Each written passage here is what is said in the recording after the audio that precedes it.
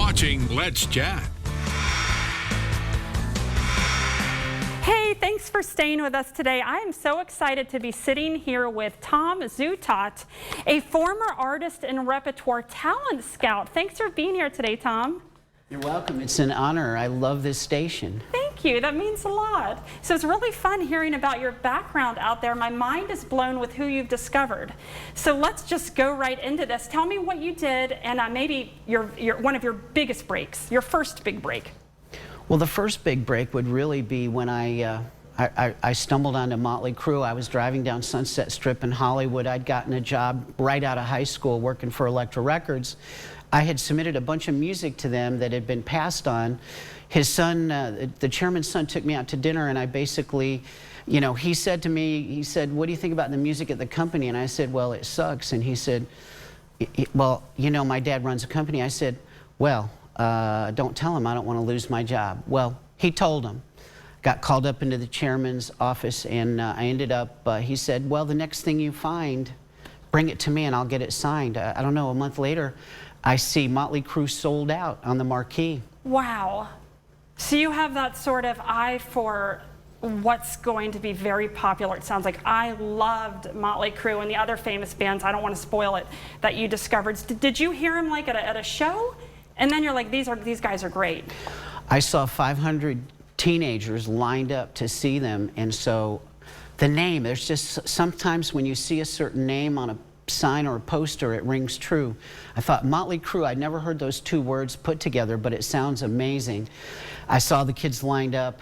It was sold out. I talked my way in to the show with my Elektra Records business card, even though it said sales and marketing. And these 500 kids went crazy, and I had a daydream in the middle of it where I saw Motley Crue on a stage in front of 1 million people in a field. And a few years later, they played the US Festival, and it was in front of nearly 1 million people. I'm getting goosebumps just hearing you describe this, like an epiphany.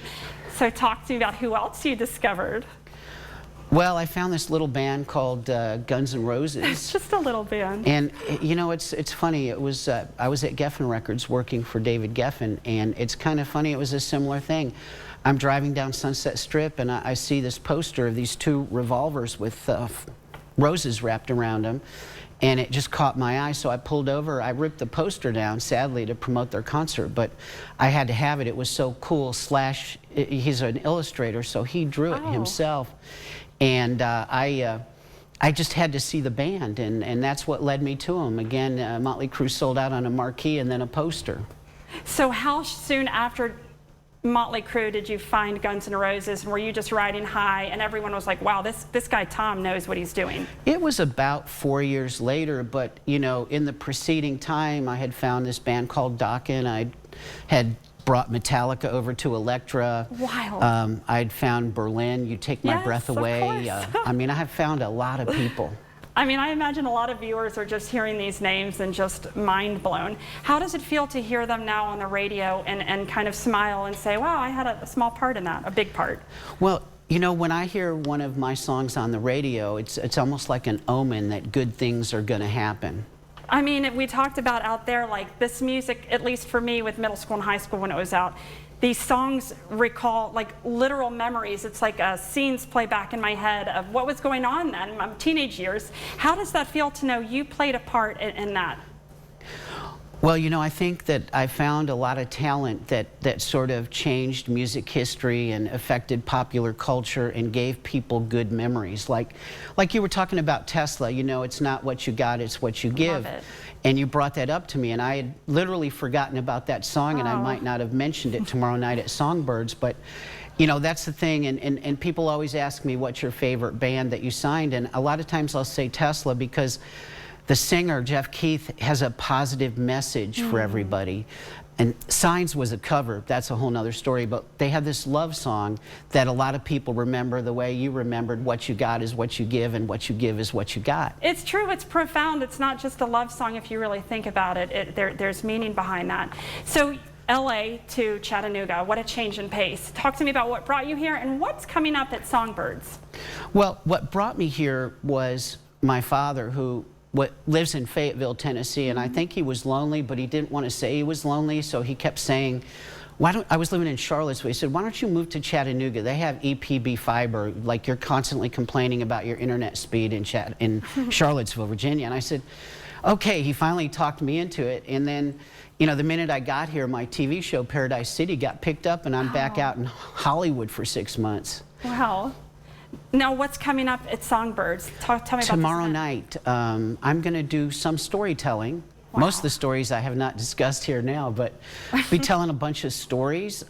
Scott Chase from KZ106 is going to make a special announcement, and we're going to have some Q&A. And I love working with Songbirds on anything, because most of the money goes to their charity, their foundation, and their goal is to put guitars into school kids' hands. And obviously, if I hadn't played tuba as a kid and been taught music and given a tuba by the school, I wouldn't have had that music and probably wouldn't be sitting here today.